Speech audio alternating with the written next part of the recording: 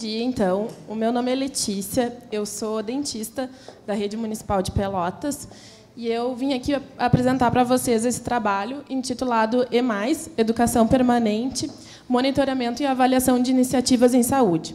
Esse trabalho ele foi desenvolvido lá pela prefeitura, pela gestão, né, com um olhar sobre os cirurgiões dentistas e sobre os auxiliares da rede de saúde de Pelotas. Eu não poderia deixar aqui de mencionar os colaboradores, né, que é a equipe técnica da secretaria, que é o Leandro, a Mariane e a Raquel. O Leandro e a Mariane são da gestão e a Raquel é uma cirurgiã dentista que trabalha numa UBS e nos ajuda muito nessas capacitações e iniciativas de educação permanente. E também a gente tem um grande apoio da Universidade Federal de Pelotas, na figura da professora Tânia e do professor Eduardo, que são do Núcleo de Saúde Bucal Coletiva. Então, eles também nos ajudam, eles estão sempre presentes em todos os nossos encontros. Então, só para apresentar um pouquinho para vocês Pelotas. Pelotas é uma cidade que fica no sul do Rio Grande do Sul. Ela tem em torno de 243 mil habitantes, é a terceira cidade do estado, maior do estado, né? Fica a 260 quilômetros de Porto Alegre. E a gente tem na rede municipal 50 unidades básicas de saúde. Dessas 50, 45 possuem dentistas trabalhando. Sendo que 39 são do modelo tradicional e 17 do modelo de estratégia de saúde bucal, que contam com um auxiliar trabalhando junto. A gente também tem 2 centros de especialidades odontológicas e um serviço especializado em prótese dentária. O nosso quadro profissional compõe 70 cirurgiões dentistas e 24 auxiliares de saúde bucal.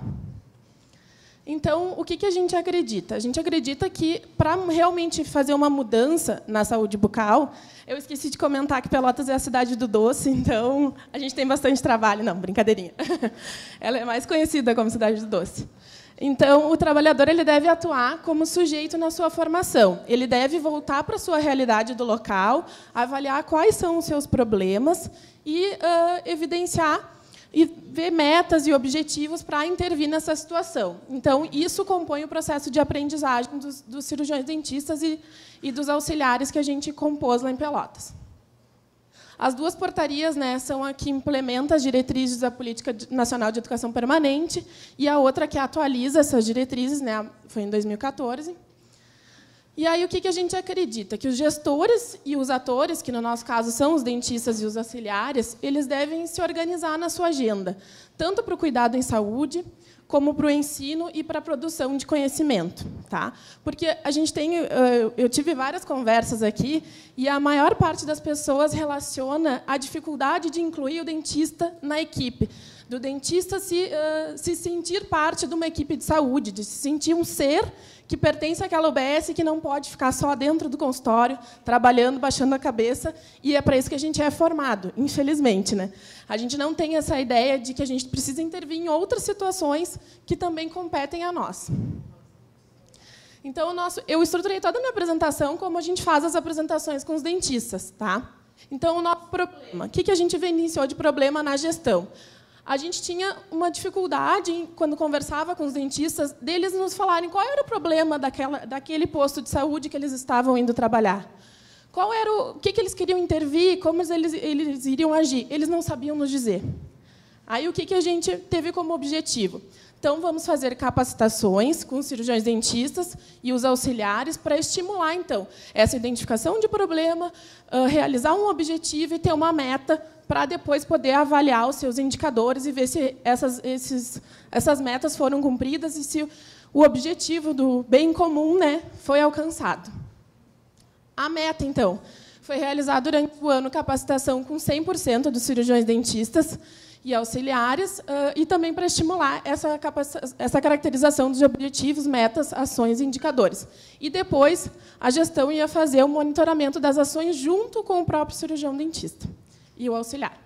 Então, o que aconteceu? A gente teve muita resistência no início dessa ação, porque as pessoas eram convidadas a participar. Era como se fosse isso daqui, um laboratório. As pessoas eram convidadas, e muitos não queriam participar. Mas quem queria participar era quem já participava da estratégia. E aí a gente começou a ter uma ideia que o dentista da estratégia e o dentista tradicional, eles não podem ter modelos diferentes. Eles têm que ter o mesmo modelo de trabalho. A única coisa que pode diferenciar eles são a carga horária. Então, a gente começou a convocar os funcionários todos eram convocados. A gente não tem funcionário contratado no município, são todos concursados. Então, a gente convocava e, se a pessoa não ia, eles levavam falta. Então, foi a nossa ação. Foi a primeira capacitação dos profissionais. A gente tinha uma apresentação de slides que continha exemplos. E aí foi a identificação e a caracterização de problemas. Teve várias discussões em relação a isso. Depois, estabelecemos objetivos. A gente foi fazendo temas, junto com eles, nas apresentações, as metas e as ações. E depois, a gente estabeleceu indicadores e monitoramento para avaliação dessas ações. Aqui está um exemplo, ó. Como a gente fazia nas reuniões, que continha o problema, que, nesse caso, era uma baixa adesão das gestantes ao tratamento odontológico, o objetivo, que era facilitar o acesso das gestantes à atenção odontológica, e a meta, que era realizar a primeira consulta odontológica programática em 50% das gestantes que realizaram pré-natal no primeiro semestre de 2016. E aí continha os indicadores, e explicando direitinho todo como é que se montava esse indicador, né? O que aconteceu? Nessa primeira fase, depois que a gente fez esse exercício, eles voltaram para a UBS e tiveram que analisar os seus dados. Eles não tinham dados, porque eles não anotavam o que produziam. Eles simplesmente preenchiam as fichinhas ESUS, mandavam para a Secretaria da Saúde e não sabiam o que eles estavam fazendo. Aí, o que a gestão... Aí eles começaram a nos ligar e falar o que a gestão elaborou. A gente elaborou planilhas, que, além deles fazerem aquela produção que tem que ser mandada para a secretaria e informada para o Ministério, eles iam ter a planilha deles, que essa planilha já ia gerar gráficos automáticos. Aí foi a capacitação para eles utilizarem essa planilha nesse programa no LibreOffice, que foi a digitação dos dados de produção deles. Aí já se teve uma caracterização bem melhor dos objetivos e das metas, porque tu não tem como dar uma meta por uma coisa que tu não sabe. Tu não sabe qual é a população que tu está trabalhando, tu não conhece, se tu não tem os dados para identificar essa população. Aí, aqui, por exemplo, a gente teve sobre o número de tratamentos concluídos, que era aumentar o número de tratamentos concluídos. Então, eles tinham esse dado, quantos tratamentos eles estavam concluindo. E depois foi concluído o tratamento em 60% dos pacientes, em 6 meses, né, que é a meta. Aí, aqui era continuando, né, e evidenciando os indicadores para essa meta, para as ações e os indicadores para essa meta. Então, na terceira fase, houve a implantação da estratégia ESUS nas unidades básicas, que aí todas as unidades foram informatizadas e o próprio dentista fazia a digitação do ESUS diretamente ali na unidade. A gente, no início, tinha bastante problema com o ESUS, porque os dados não eram muito fidedignos. Então, até hoje, eles continuam usando a nossa planilha. Eles fazem dupla digitação. E, nesse momento, eles estão conferindo os dados do ESUS, e, para a nossa felicidade, está bem semelhante. Não tem muitas diferenças, então, a gente acredita que, em seguida, a gente vai abandonar a nossa planilha. E aí, então, a gente alterou a planilha, né, para quando o ESUS foi direto para as UBSs, que eles faziam a digitação. Aí está um exemplo da planilha, que ela tinha fórmulas, então ela mesma já gerava os gráficos, eles só tinham que digitar a produção mensal, eles faziam um papelzinho com palitinhos, com os palitinhos, e depois, no final, eles só colocavam o somatório mensal. E aí, a quarta fase, então, foi quando eles retornaram para as apresentações do trabalho deles, mostrando o que o planejamento e o desenvolvimento deles, das suas ações, e apontando os seus resultados. Tá? E, inclusive, eles nos sugeriram que eles tinham a necessidade de outros dados que não contêm no ESUS, dados que eles queriam monitorar. Aí a gente alterou a nossa planilha de novo, então talvez a gente não pare de usar ela, porque tem alguns dados que ela já gera um gráfico automático e fica fácil para o dentista visualizar, como esse gráfico do PEMAC, que é um gráfico que não tem nos dados do ESUS, né, só com os indicadores do PEMAC. Esse gráfico de retorno de especialidades, que é, depois que a pessoa vai para o centro de especialidades, quem é que retornou no posto para uma avaliação, para continuar o seu tratamento. Então, teve esses gráficos, a gente que elaborou lá de acordo com as nossas planilhas.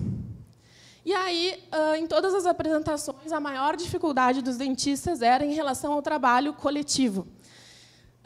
Eles tinham uma grande dificuldade de inserção nas escolas, de como fazer essa movimentação dentro da própria UBS, como eles iam fazer a articulação com a equipe. E aí a gente se utilizou da apresentação do nosso programa que a gente tem lá em Pelotas, que é o programa Sorrindo na Escola, que é uma dentista que ela desenvolve toda uma técnica para trabalhar com as crianças na escola. Então, ela fez uma capacitação para eles, para auxiliar como eles fariam essa intervenção. Aí, quais foram os resultados do nosso impacto? Então, no período de outubro de 2014 a dezembro de 2017, a gente fez 58 oficinas, sendo que 17 foram só com a estratégia de saúde bucal e 41 com os dentistas das UBS tradicionais juntos. Por quê? Porque tem temas que a gente acredita que ainda sejam somente da estratégia, né? Porque o dentista tradicional ele não tem tanto tempo hábil como o da estratégia para se inserir na equipe. A gente estimula também, mas não tem. E agora a gente está já pensando para o futuro, né? Não sei se vai sair em 2018, porque parece que está por sair um outro levantamento de saúde bucal em 2019. Até me mandaram perguntar para o Ministério. Mas a gente estava planejando fazer um levantamento epidemiológico lá em Pelotas. E aí esse levantamento epidemiológico ia ser só com as equipes de saúde bucal, porque a gente também não pode tirar todo mundo da rede para não causar um problema. Essas nossas reuniões também, a gente sempre tinha o cuidado de dividir os dentistas por distritos, para não tirar todo mundo do posto de uma vez só, para não desassistir a população, né?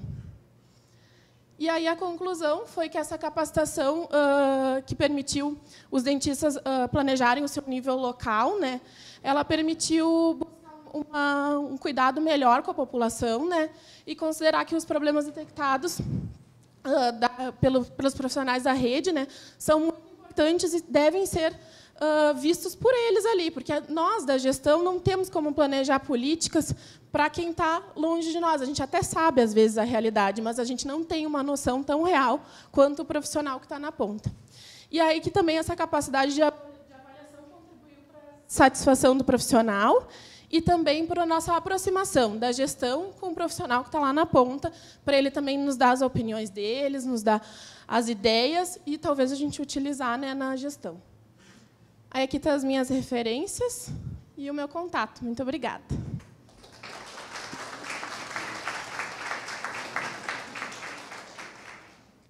Letícia, nós queremos agradecer e parabenizar muito a experiência. Leve o nosso abraço aos componentes da equipe, à população. Muito obrigada, tá?